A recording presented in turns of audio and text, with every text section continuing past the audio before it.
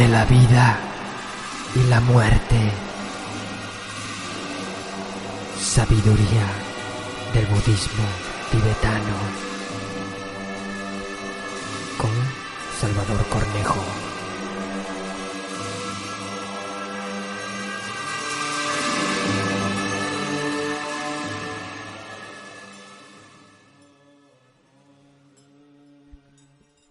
Bueno, Salvador, pues continuamos con la conclusión, es la extensión de esos primeros 30 minutos que dedicamos en la sección de la vida y de la muerte al libro tibetano de la vida y la muerte de Sogyal Rinpoché.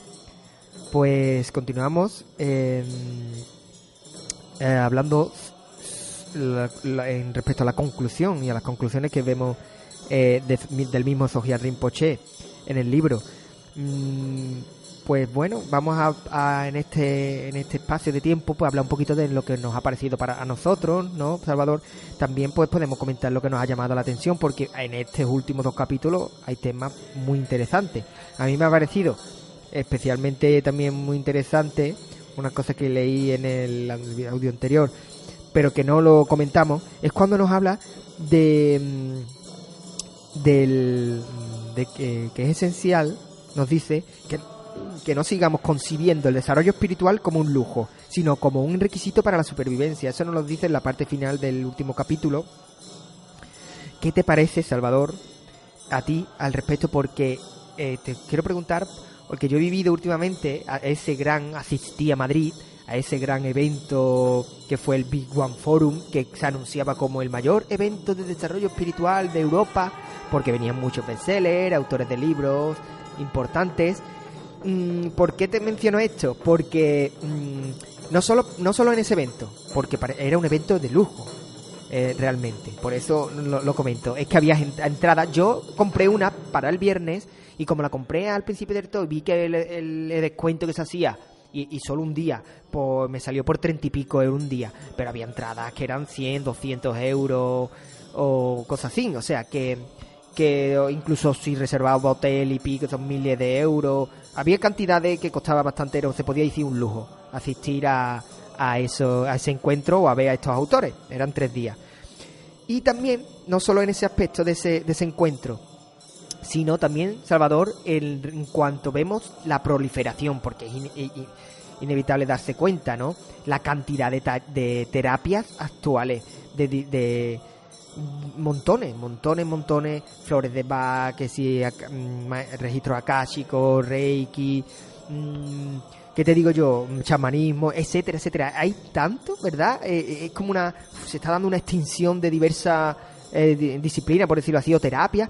Pero ¿por qué lo traigo yo a relación con el lujo, con lo que he leído? Porque es que en algunas ocasiones, no en todas, se rige mucho por es decir, sí, yo sé que esto tiene un coste, o que las personas se dedican a esto, y ahí quizás está el kit de la cuestión, de que vivimos en una sociedad industrializada, o venimos de ella, y se hace inevitable para estas personas que es una dedicación profesional. Entonces, como esto llena tanto o mueve tanto a estas personas, pues claro, quieren dedicarse su vida a impartir esto, y se pide un dinero, el que sea, para los cursos, que son 6 meses, tanto dinero, 100 euros cada mes, esto, lo otro.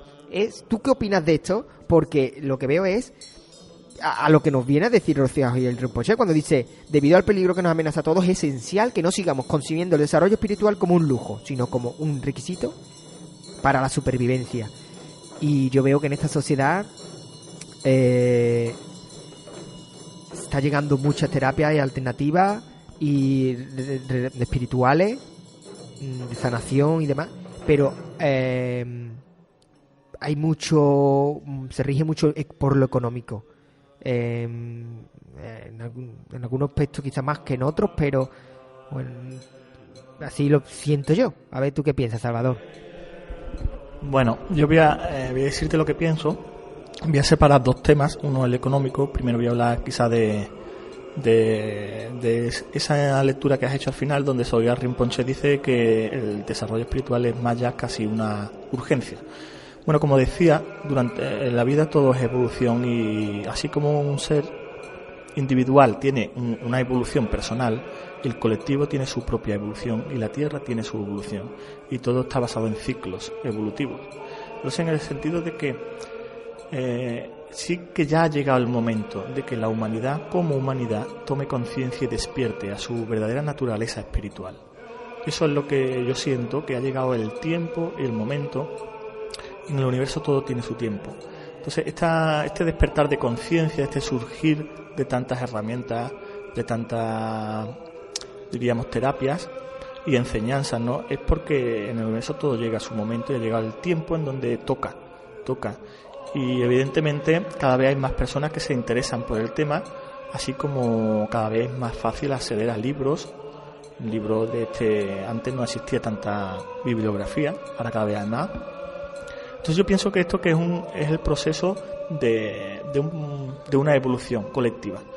Yo pienso que hay una dirección hacia la cual nos estamos moviendo y yo creo que es el despertar de conciencia se está produciendo y gradualmente, silenciosamente e invisiblemente va hacia adelante, sí o sí, inevitablemente. Entonces, no solo cada vez habrá más, sino que ese cambio de conciencia en el individuo va a traer cambios de conciencia en lo social y en el colectivo. Y ese cambio de mentalidad traerá cambio en la economía, traerá cambio en la política y traerá cambio en todas las cosas. Porque, como digo, se le da mucha fe a la ciencia y la ciencia hoy, la física cuántica, nos dice el observador modifica lo observado, lo cual quiere decir que ha llegado el momento de que la humanidad asuma la responsabilidad de su vida y comprenda que lo que pasa en nuestra mente afecta a la materia, afecta a la realidad física y afecta a nuestro futuro, y que existe un inconsciente colectivo, una mente que es para todo. El inconsciente colectivo está demostrado y en psicología transpersonal se estudia estas cosas, no es cosas que nosotros estemos inventando, que cuando hay una masa crítica, es decir, una cantidad de seres humanos ya despiertos, conscientes, esta masa crítica tira del resto, por lo tanto se está moviendo todo en la dirección del despertar y esto traerá cambios inevitables. Entonces, cuando leíamos el libro tibetano de la vida y de la muerte, a veces me imaginaba cómo sería mi vida o cómo hubiera sido si hubiera nacido en Tíbet en aquellos tiempos, muy distinta aquí ahora. Pero estamos aquí ahora y nos toca esto, y nosotros, en parte, puesto que llevamos estas enseñanzas dentro, pues tenemos que hacer nuestro camino y eso es importante, ¿no? Con respecto a la economía que has dicho, de que hay mucha gente que imparte cursos y cobran, ¿no? Bueno, es una cuestión de mentalidad y de opinión. Yo he leído en muchas ocasiones enseñanzas de maestros en donde dice que es justo cobrar, solo que pongas el precio justo. Yo cobrar lo veo justo, mientras sea un precio razonable. También se puede hacer gratuito, pero mucha gente que hacen Reiki que no cobran, cuando llevan años acaban cobrando. Descubren que sí, que el dar y el recibir tiene que estar equilibrado. Imagina nuestra asociación, por ejemplo, ¿no? Si no cobrásemos por nada, ¿cómo nos mantenemos? Es decir, hay un tema que unos opinan que no se debe cobrar y otros sí, pero que realmente cobrando lo justo, bueno y adecuado. Sí, bueno, yo quería sacar este tema porque me parece interesante y creo y estoy de acuerdo contigo y creo que tú estarás de acuerdo conmigo. Yo no digo que no se cobre, ¿por qué? Porque es que es nuestra sociedad, es que nosotros estamos habituados a eso y se necesita actualmente un dinero para mantenernos, no para comprar esto, lo otro. Entonces se hace necesario que cuando tú impartes a dar algo que tú has aprendido, algo que tiene un conocimiento, pues en nuestra sociedad sea el dinero el que se le entregue a cambio de estas enseñanzas. Y es cierto que eso en nuestra sociedad actual, que quizá contrasta con la tradición tibetana, pero quizás, no sé si tú lo has llegado a comentar ahora, quizás con el tiempo, si el ser humano llega a unos niveles de desarrollo espiritual, ya no esté a la economía la que rige tanto, ¿verdad, Salvador? ¿Por qué? Porque a lo mejor la sociedad tiene suministros por otras vías, no hace falta que el individuo le dé un dinero a esta persona, sino que le entra el dinero por otras partes, ¿me entiendes? Y bueno, decirte que creo quizá se me ha venido a la mente relacionado cuando, creo que aquí lo leí, o en otra parte cuando dice en Reiki, creo, y en otros aspectos se dice que hay veces que cuando ya uno ha integrado bien la técnica, todos los pasos, ya se olvida de la técnica. Es decir, que llega un punto en el que ya la técnica se disuelven, como que no valen para nada, porque ya sabe alcanzar, la técnica se ha disuelto porque se ha hecho natural en él alcanzar eso. Y es como que la técnica que antes se paraba mucho a perfeccionar algo, ya ha perdido relevancia porque se ha hecho más natural. Es como cuando al principio cogemos un coche, ¿no? Tenemos que estar ahí conscientes de darle a la palanca, al freno, y a día de hoy, ¿cómo cogemos el coche? Automático, movimientos automáticos. A eso es a lo que me refiero. Y en la práctica virtual creo que se puede llegar a eso. Y me parece interesante y lo relaciono con esto igual, que cuando tú impartes algo, ahora todo el mundo, quizá muchos de nosotros estamos, que las técnicas, llevarlas de esta forma, hacerlas de esta forma, pero puede que llegue un momento, que creo en él, en el que sea natural y salga espontáneamente de nosotros. Bueno, con respecto a la técnica, evidentemente la técnica o el método o la enseñanza siempre es para llegar a un fin, así como el tiempo. El uso del tiempo es para llegar a un fin. ¿Y cuál es ese fin, no? Pues una vez que alcancemos la iluminación, pues me imagino que no necesitamos más técnicas e invertir más tiempo en ello, porque hemos llegado a la meta, ¿no? Lo entiendo así, como tú, no sé si es lo que me has querido decir. Me gustaría decir también que las herramientas, las técnicas de meditación, que hay muchas escuelas, que en el fondo está el proceso de buscar, pero también hemos de encontrar. Es decir, existen muchas técnicas y muchas cosas, y existe el riesgo de que nos perdamos en la superficie de las cosas. Es decir, el proceso de buscar está bien, enriquece, sirve, pero tiene que llegar el momento, ese buscar tiene que servir para encontrar, y encontrar lo que a ti te funciona. Las personas, nuestra psicología es distinta, somos distintos, lo que a uno le funciona a otro puede que no, pero lo que funciona es la constancia y la perseverancia.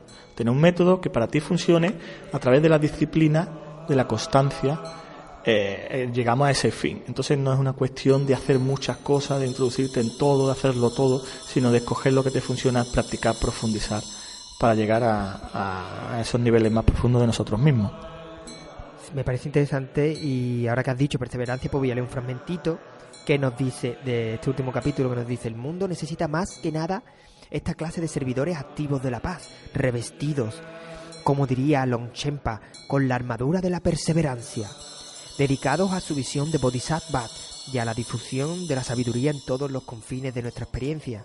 Y mira qué interesante lo que nos comentan, que dice: necesitamos abogados bodhisattvas, artistas y políticos bodhisattvas, médicos y economistas bodhisattvas, maestros y científicos bodhisattvas, técnicos e ingenieros bodhisattvas en todas partes, para que trabajen conscientemente como canales de la compasión y la sabiduría en todos los niveles y todas las situaciones de la sociedad, que trabajen para transformar sus mentes de acciones y las de los otros, que trabajen incansablemente con el conocimiento cierto de tener el apoyo de los Budas y seres iluminados por la preservación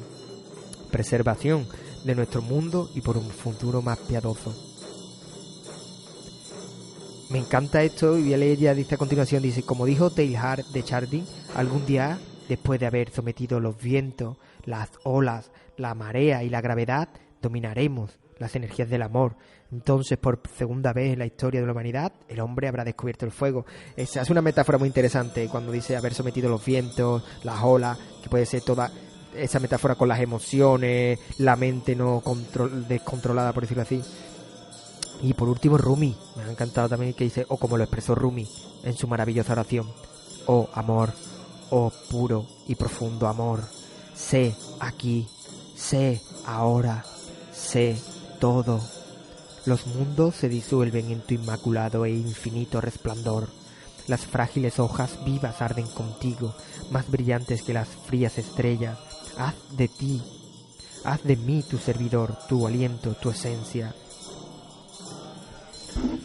Pues sí, Roberto, con respecto a eso que dice el Sogyal Rinpoche, de que necesitamos bodhisattva, en todo, pues es cierto, evidentemente. Imagínate cómo serían las cosas si en los cargos de la política, por ejemplo, las personas que tienen esos cargos fueran grandes sabios, grandes maestros cuya principal intención fuera el amor hacia la sociedad. Pues las cosas cambiarían mucho, ¿no? Y imagínate si los maestros pues fueran grandes maestros sabios, pues cambiarían mucho las cosas. Es cierto que evidentemente es ese, ¿no? El despertar de conciencia, esos niveles de sabiduría que te llevan al amor y a la compasión, es lo que necesitamos en nuestra tierra, ¿no? En nuestra civilización. Me gustaría hablarte, Roberto, porque, claro, a cualquiera que nunca haya escuchado la filosofía del budismo, en donde viene a decir que tanto la vida como la muerte surgen en la propia mente, porque la filosofía del budismo viene a decir que la vida es una ilusión, parecía un sueño. Realmente esto que estamos viviendo tú y yo, y eso que vamos a vivir cuando salgamos a la calle, con todo su despliegue, la filosofía del budismo lo que dice es que es una ilusión, que es un sueño, y que lo mismo ocurre después de la muerte, en otras dimensiones, en el bardo del devenir. Decirte que no es exclusivo, este punto de vista no es exclusivo del budismo. Un curso de milagros, que es un libro que se está leyendo mucho y en muchos países, es otra enseñanza moderna, pero que viene a decir también, habla mucho de la ilusión. Es todo un entrenamiento donde va mucho a la mente a corregir las formas de pensar o los pensamientos para sacarnos de la ilusión, de la realidad. Decirte que el sufismo también considera que la existencia es ilusoria y que los mayas, maya significa ilusión. Realmente hay las grandes culturas, las sabias, donde había un potencial espiritual, siempre nos han recordado que la vida, la naturaleza de la existencia es ilusoria, que sí que la produce la propia mente, solo que a nivel inconsciente y no comprendemos. No somos capaces de separar el yo de lo otro, pero es la propia mente. Y toda enseñanza espiritual, al fin y al cabo, es lo mismo, es un proceso, un camino, una herramienta, un método que te tiene que llevar a descubrir que la vida es ilusoria, que nosotros somos la vida en realidad, y que el despertar de conciencia, el entrar en otros planos de conciencia, es lo único que te puede salvar de esta ilusión, en donde el budismo llaman samsara, y ellos explican que no es una cuestión de esta vida, sino que llevamos ya muchas vidas repitiendo el engaño y la mentira de la ilusión, encadenados un poco al sufrimiento. Por lo tanto, la finalidad de cualquier camino espiritual, ya sea este u otro, y hay muchos, es siempre esa libertad espiritual, y conlleva trabajo, disciplina y entrega. Pues Salvador, respecto a lo que comentabas, me surge una idea, que es, si es cierto que pueden que se digan en diversas culturas ancestrales, el sueño, ¿no? El vivir. Y yo creo que lo relaciono con las dimensiones, es decir, que al igual que es un sueño esta realidad, quizás yo lo relaciono puedan comentarlo porque hay otras realidades, ¿verdad? Entonces, quizás el sueño sería creer que solo existe esta realidad, porque si tú me dices, por ejemplo, esto es un sueño, que también cuando tú lo decías, hay que ver, no estamos preparados a lo que puede abarcar sueño, porque en nuestra sociedad decimos sueño y creemos que es algo irreal, o que no tenemos un concepto de sueño relacionado con la espiritualidad, ¿no? Y bueno, yo veo, es muy interesante cuando el tema de la espiritualidad, en el sentido de espíritus que no están en este plano, es decir, ¿y qué me dices tú al respecto de eso, Salvador? Bueno, pues al respecto de eso, recuerdo, ¿no?, las enseñanzas que he ido recibiendo, y desde mi punto de vista, en realidad, las enseñanzas espirituales lo que te vienen a decir es que solo existe una conciencia en el universo, que el universo es una unidad, en donde la separación no existe, no es real. Se percibe la separación por la ilusión de la mente, del sueño. Y que ese sueño es más grande de lo que parece, ¿no? No existe solo la dimensión física, sino existe, digamos, el plano astral, el plano causal, desde el punto de vista también de los tibetanos. Hoy día la física cuántica demuestra que existen, o dicen que existen hasta 10 dimensiones. En nuestra galaxia, la Vía Láctea. Incluso las dimensiones superiores también son parte del sueño. O sea, la enseñanza viene a decir, esta vida es un sueño y el más allá también es un sueño. Lo único que es real es cuando alcanzas la iluminación, que te sales del sueño. Y que ahí la percepción de la existencia es que tú eres uno con todo. O sea, no existe la separación, no hay un tú y un yo, es una ilusión. De ahí surgen muchas enseñanzas a los demás lo que te gustaría que te hicieran. Aquí todo surge de que realmente somos uno. Entonces, en este sentido, si hablamos de dimensiones, podríamos decir que existe una primera dimensión, una segunda, una tercera, donde la primera, las rocas, por ejemplo, pertenecerían a una primera dimensión, la segunda al mundo de los microbios, la tercera, digamos, que es este plano físico, la cuarta dimensión es el plano de la mente, y a partir de la quinta dimensión, según algunas enseñanzas, pues nos dicen que a partir de ese plano de conciencia, pues ahí existe la felicidad, es decir, en quinta dimensión ya no existe el sufrimiento, y hay una sexta dimensión, una séptima, una octava, novena, décima y más allá. Pero las enseñanzas vienen a decir incluso esas dimensiones de quinta dimensión también es ilusoria. Pero no es como aquí existe la dualidad. Nos percibimos separados de las cosas y digamos de Dios, ¿no? Cuando en ese nivel de quinta dimensión que está en nuestra conciencia, porque nuestra conciencia es multidimensional, así como existen las dimensiones en el universo, existen en nosotros en la conciencia. En una conciencia de quinta dimensión ya no estamos en la dualidad, no nos percibimos como separados, ya nos percibimos como una unidad, en donde reina el amor, donde la vibración y la energía de ese plano de conciencia está basado en sociedades de amor, en gobiernos de luz, en gobiernos de amor, y la vida es totalmente distinta. Pero incluso así las enseñanzas dicen que esa existencia también es ilusoria. Y cuando más avanzamos en planos superiores, más nos fusionamos con que somos uno con todo. Entonces esto es un punto de vista y lo que llamamos espiritualidad, pues eso es el camino hacia ese estado de ser, esa realización profunda. Cuando comentabas sobre, yo eso lo tengo muy presente, de hecho me siento así, parte del todo, pero es cierto que no alcanzamos esa experiencia plena de nuestra cotidianidad, digamos, de la experimentar el todo. Cuando tú lo has dicho, me ha recordado a esas personas que en el proceso de casi muerte, que hemos hablado aquí en el libro, hablan de que se acercan a una luz y que sienten una maravillosa sensación, una alegría, una paz inconfundible. Y yo ahí veo que están alcanzando esas personas, por lo menos así lo siento, pienso, ese integrarse en el todo. ¿Tú qué piensas, Salvador? Pues evidentemente hay muchas descripciones. Hay personas que durante encarnaciones con el cuerpo físico han tenido lo que se llama expansión de conciencia. Es decir, sí que hay personas que han sentido por un momento que él era una unidad con lo que los rodeaba. Solo que esas expansiones de conciencia pueden ser más pequeñas, es decir, tú tienes una expansión de conciencia y sientes la unidad con lo que te rodea, a veces son más profundas o llegan más lejos, diríamos, ¿no? Hay descripciones y hay libros escritos por psicólogos. Ken Wilber, por ejemplo, describe, que habla de los niveles de la conciencia, describe esos fenómenos que se da en donde se expande la conciencia y se siente la unidad con el todo, en donde el campo, todas las hierbas, todos los animales eres tú. Entonces eso es un estado de conciencia. No lo percibimos normalmente porque la conciencia tiene velos. Estos velos, al fin y al cabo la meditación sirve para ir disolviendo esos velos, que son como especies de filtro, son los que crean la percepción de que tú eres una cosa y el resto del mundo es otra.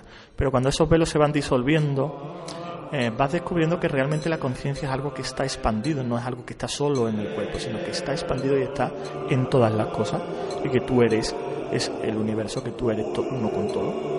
Hay expansiones de conciencia en donde muchos textos místicos, los yogis que alcanzaron ese estado de iluminación, lo que describe es que él se fusionó con el universo, que todo el universo es lo mismo.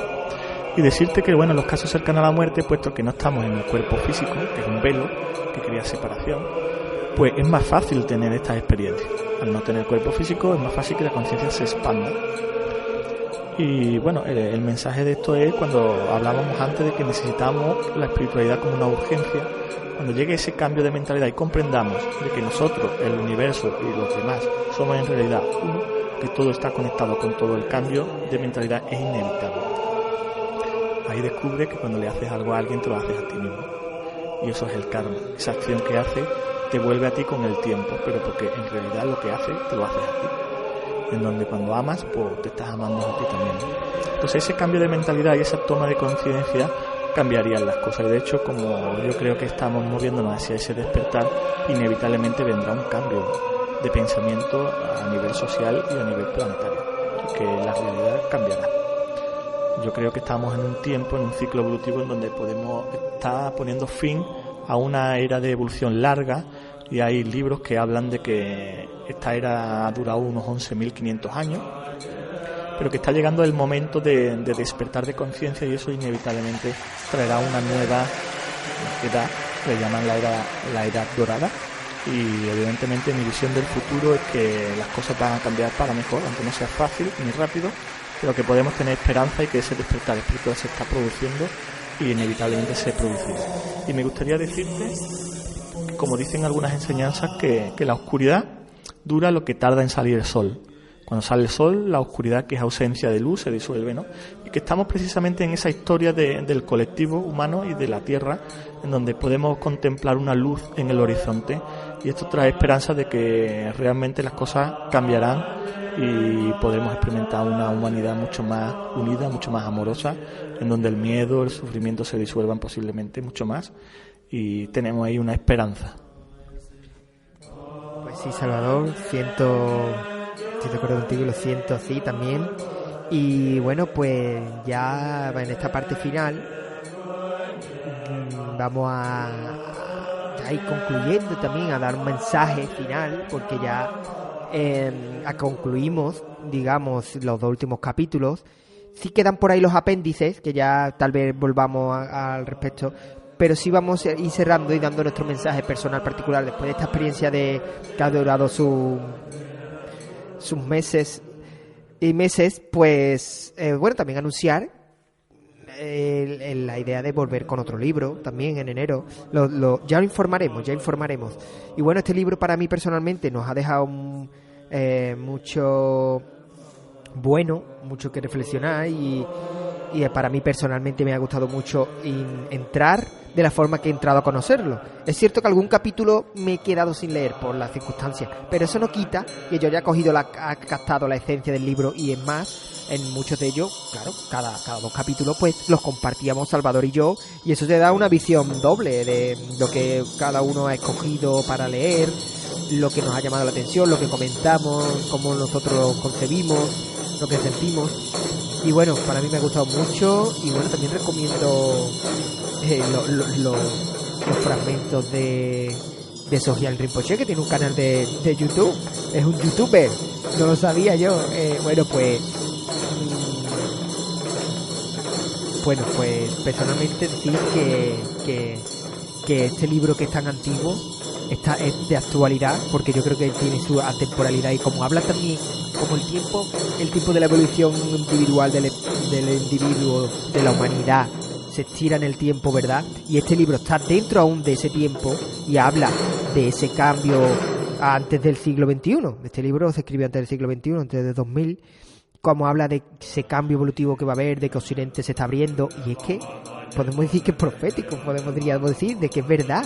Es más, desde los 50 o los 60, quizás antes, pero por esa fecha, y de hecho lo dice él ahí, es que el Occidente se ha abierto, pero no solo a Oriente, a Oriente y a todas las culturas ancestrales, porque no olvidemos el chamanismo de América, los rituales de América que están surgiendo con mucha fuerza en muchas partes del mundo, en Europa y aquí en España, incluso en Ecija, en nuestro pueblo. Y me parece que así que estamos en ese proceso, por ejemplo, en la política, en la economía, en muchos sistemas, por decirlo así, de la sociedad, está viendo una agonía, está viendo un retorcimiento, como una agonía, así lo concibo yo, y esto es como que una transformación, está viendo una transformación, y la conciencia despierta ante circunstancias que se asimilaban, y ahora no se asimilan. Hay un despertar de todo lo que ocurre, y es beneficioso para nosotros. Estamos en esta plena evolución. Yo creo que hay que disfrutar, vivir plenamente, ser conscientes de que estamos en un proceso evolutivo que durará, que permanecerá.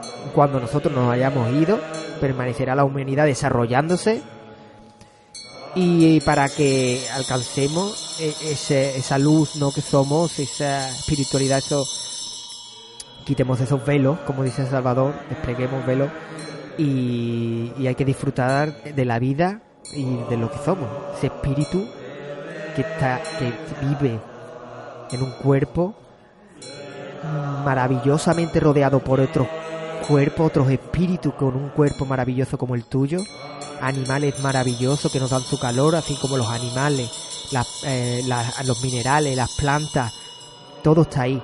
Y respirando podemos llegar, solo con el hecho de respirando, como decía Miguel Ruiz, podemos llegar a ese amor incondicional, a ese espíritu que somos, que compartimos, solo respirando, porque conectamos con algo que nos está dando aliento, con la fuente de vida, ¿no? Y es maravilloso, así que hay que vivir lo que somos, la maravilla que somos. Gracias a todos por seguirnos y esperamos volver pronto con otro librito. Gracias. Bueno, pues nada, yo para despedir este trabajo, pues lo que a mí me inspira es ese conocimiento de que podemos lograr un estado, ¿no?, de mayor paz, de mayor alegría y de mayor iluminación, que eso es posible. Una de las causas que hace que muchas personas no se planteen el camino espiritual porque no tienen la esperanza o el conocimiento de que realmente nosotros, en un nivel más profundo, la conciencia tiene otros niveles y que esos niveles se pueden despertar y se pueden integrar en nuestra mente racional y cotidiana y en nuestro cuerpo, y que desde esos estados podemos vivir de una forma mucho mejor, evitando sufrimientos, evitando dolores, incluso enfermedades, y que eso es posible, de que la evolución individual de cada uno de nosotros, cuando uno toma la rienda y decide evolucionar y invertir tiempo en ello y recursos, no solo evolucionas tú, sino que ejerce una influencia sobre el resto de las personas, donde en parte siento decir también que tenemos una parte de responsabilidad con el colectivo y con la Tierra. Hay muchas descripciones en donde la evolución que tú logras en tu vida individual se expande hacia los demás y se expande también hacia la Tierra, donde ha llegado el momento de que las personas asuman el poder personal, asuman las posibilidades que están dentro de nosotros, invirtamos tiempo y recursos en ese logro interior. Y bueno, hago esta invitación, ¿no? El libro tibetano de la vida y la muerte es un libro que da para reflexionar, es interesante, existen muchas enseñanzas y yo me siento contento de haber podido compartir. Creo que a lo largo de esta sesión hemos hablado muchas cosas, hemos tratado cada capítulo. Quizás no hayamos profundizado, hay muchas cosas que se quedan en el aire, pero bueno, nuestra intención era comunicar un poco, ser espontáneo y fluido. No somos tibetanos y no somos maestros tampoco, simplemente aspirantes a desarrollar ese conocimiento y esa estabilidad, ¿no?, dentro de nosotros. Y bueno, pues muchas gracias a todos vosotros y os animo a recorrer el camino y la satisfacción será grande. Muchas gracias. Y gracias a ti, Roberto Carlos, y al programa del Enlazador del Mundo. Gracias. Gracias y seguimos enlazando mundos, en el Enlazador de Mundos.